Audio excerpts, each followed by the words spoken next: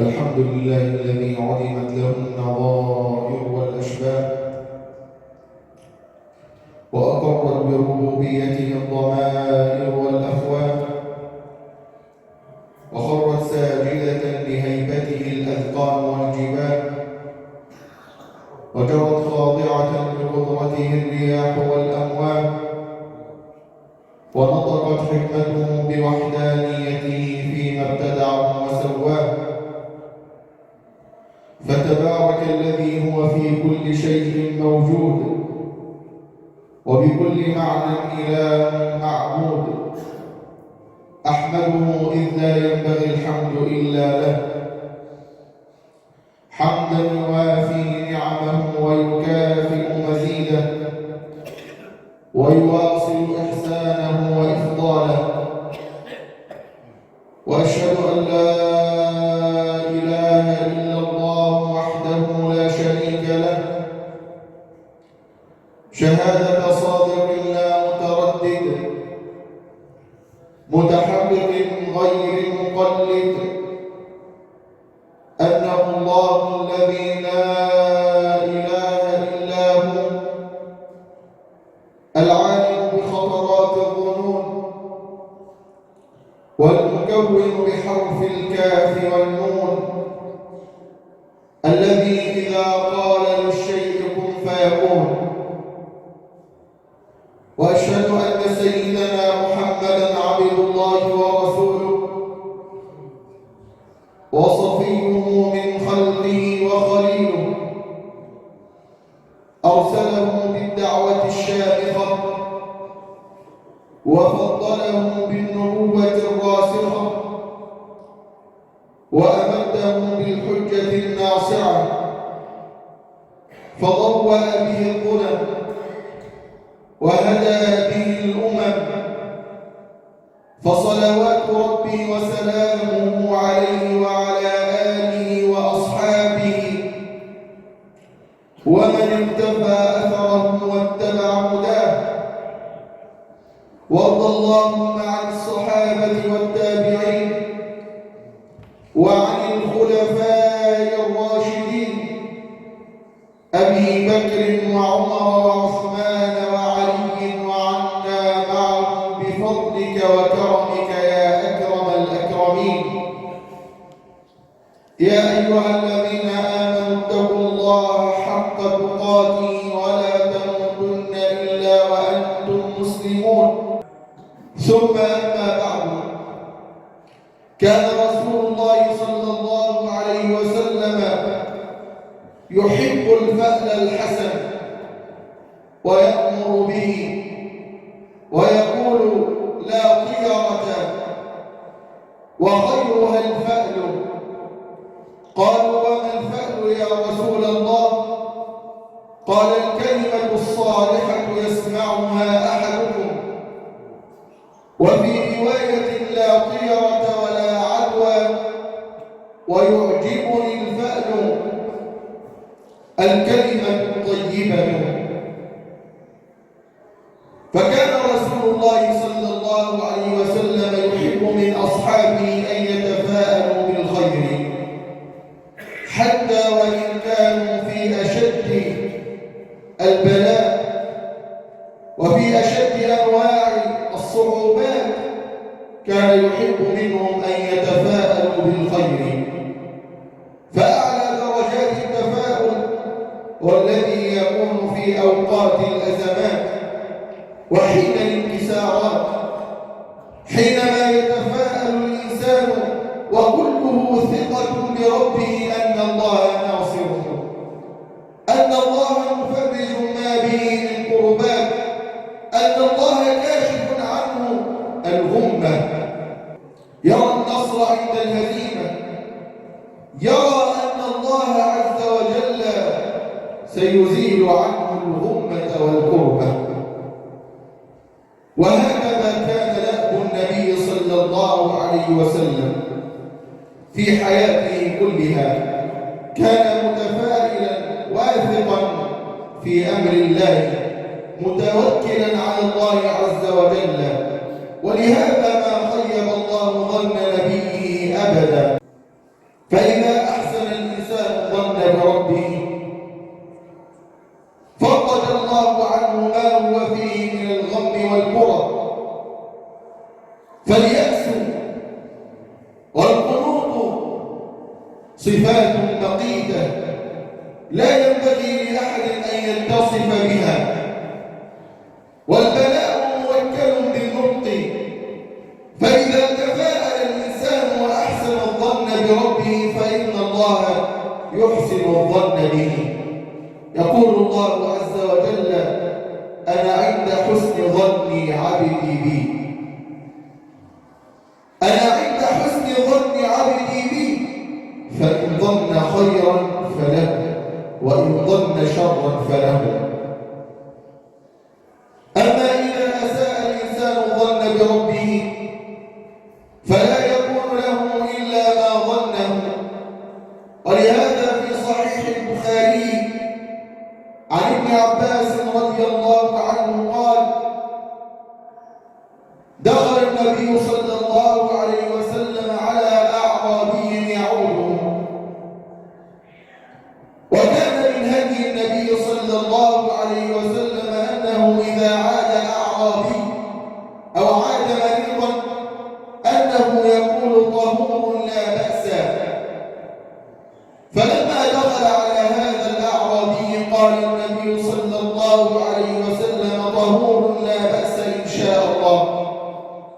فقال هذا الأعرابي: طهور؟ كلا، بل هي حمى تفور على شيخ كبير تزيره البكور. فقال النبي صلى الله عليه وسلم: فنعم إذا. النبي صلى الله عليه وسلم كان من هديه إذا زار مريضا أنه يخفف عنه الألم ويتفاءل به خيرا حتى وهو في أشد أنواع المرض. من زور مريض ينبغي عليك أن تدعو الله عز وجل له وأن تتفاءل خيرا به. فلما كان النبي صلى الله عليه وسلم يزور المريض كان يقول: طهور، لأنه يطهره من الذنوب والمعاصي والآثام، وأنك ستشفى، طهور إن شاء الله. فلما زار النبي صلى الله عليه وسلم هذا الأعرابي قال له النبي صلى الله عليه وسلم: طهور إن شاء الله. فقال هذا الأعرابي وهو غير متفائل خيرا: طهور؟ كلا، بل هي حمى تفور على شيخ كبير تزيره الأمور. لن يتفاءل خيرا ولن يحسن الظن بالله عز وجل، وإنما وصف حاله أنه في حمى سخونية وحرارة شديدة، وأنها هذه الحمى ستجعله يدخل القبر، بل هي حمى تفور على شيخ كبير تزيره القبور. فغضب النبي صلى الله عليه وسلم وقتها وقال: فنعم إذا، أي لك ما أحببت وما رجوت وما تمنيت. قال الإمام ابن حجر: فما لبث هذا الأعرابي حتى أصبح ميتا.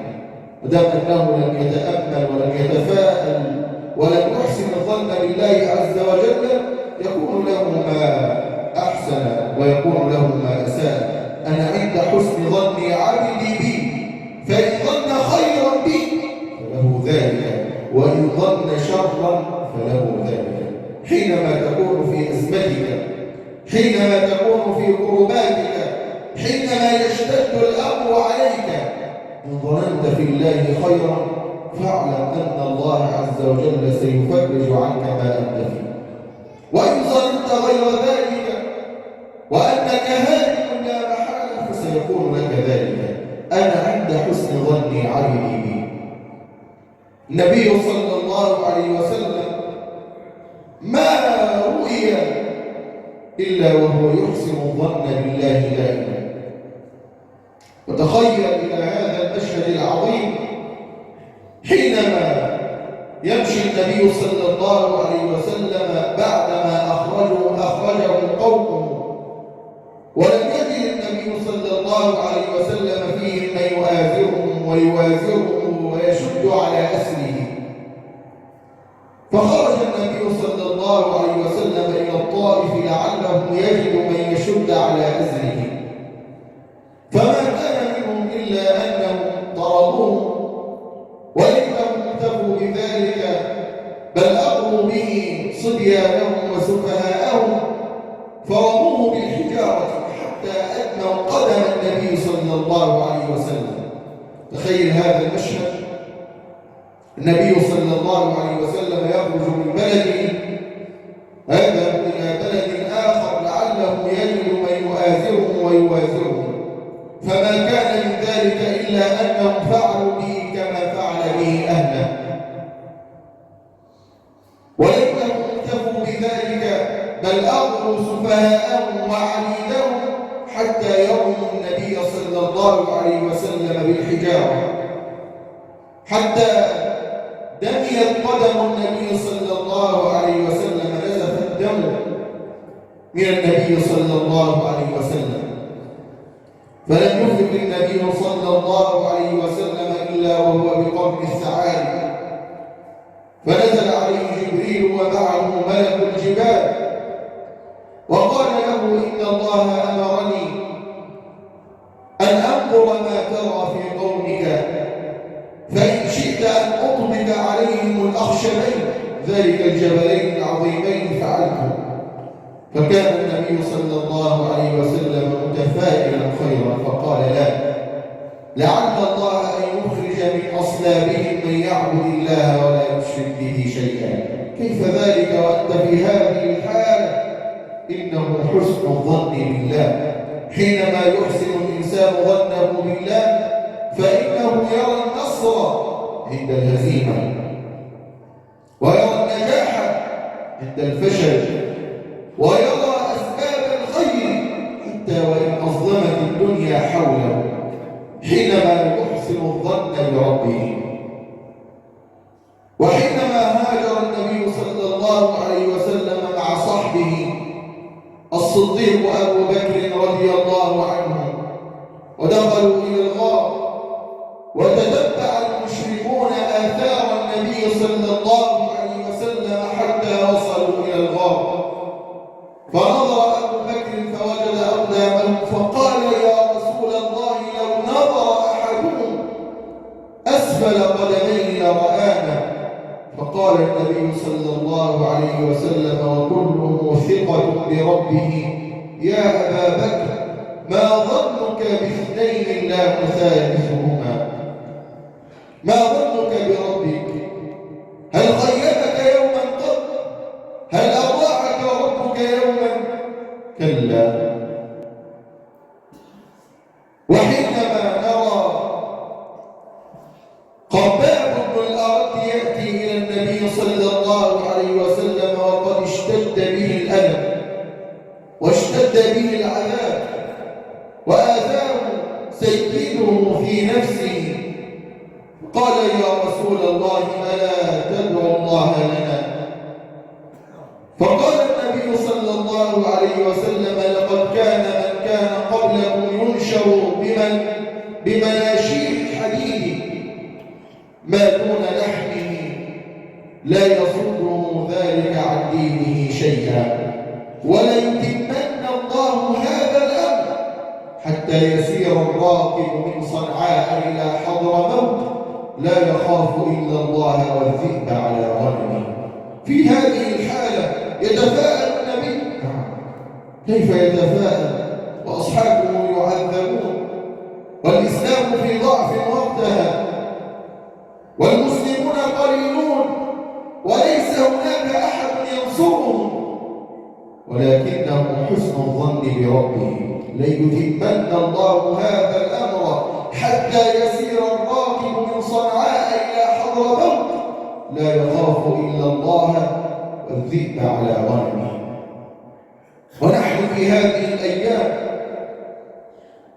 وما نراه من ضعف في المسلمين واستضعاف اليهود لإخواننا في فلسطين، ونرى ضعفهم وقلة عددهم وزادهم ونرى قوة زاد اليهود الملاعين فإننا نستبشر خيرا ونظن بالله خيرا أن الله ناصره وأن الله مفرج عنهم ما هم فيه حتى وإن طالت سحابة الظلام فلا بد في يوم أن تنقلع تلك السحابة فمهما طال الليل فلا بد من طلوع الفجر ومهما كان المسلمون مستضعفين هناك فإن الله عز وجل ناصرهم حتى وإن خذلهم الجميع فإن الله عز وجل سيفرج عنهم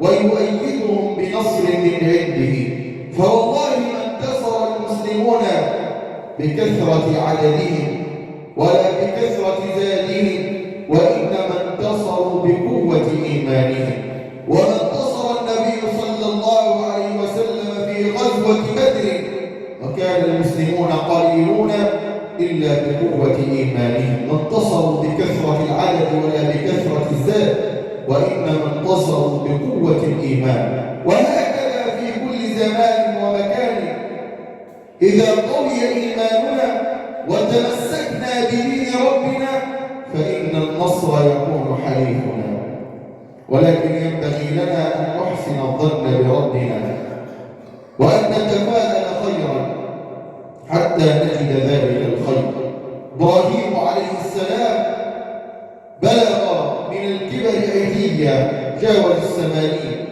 ومع ذلك كان يحسن الظن بربه ويدعو ربه أن يرزقه بالولد رب هب لي من الصالحين وأنى له أن يرزق بالولد وهو قد جاوز 80 ولكنها إرادة الله عز وجل إذا قال للشيء كن فإنه يكون إرادة الله عز وجل إذا قال للشيء كن فيكون لا تتوقف على أسباب ولا تتوقف على إمكانيات ولا على أي شيء إنما أمره إذا أراد شيئا أن يقول له كن فيكون فرزقه الله بإسماعيل ورزقه الله بإسحاق ويعقوب عليه السلام يفقد ولديه يوسف فلا ييأس من روح الله وإنما يظل دائما الدعاء لله عز وجل كله ثقة بربه أن الله مرجعا إليه ولده ويفقد ولده الآخر فلا ييأس بربه ويقول عسى الله أن يأتيني بهم جميعا إنه هو العليم الحكيم ويدعو الله ولا يمل من كثرة الدعاء ويأمر بنيه فيقول يا بني اذهبوا فتحسسوا من يوسف وأخيه ولا تيأسوا من روح الله إنه لا ييأس من روح الله إلا القوم الكافرون فاستجاب الله عز وجل ورد إليه بنيه وهكذا كل مسلم إن أحسن الظن بربه يكون له حسن الظن ويكون له ما رجي من الخير وأما إن أساء الظن فسيكون له ذلك نسأل الله عز وجل أن يردنا إليه ردا جميلا أقول قولي هذا وأستغفر الله العظيم لي ولكم فاستغفروه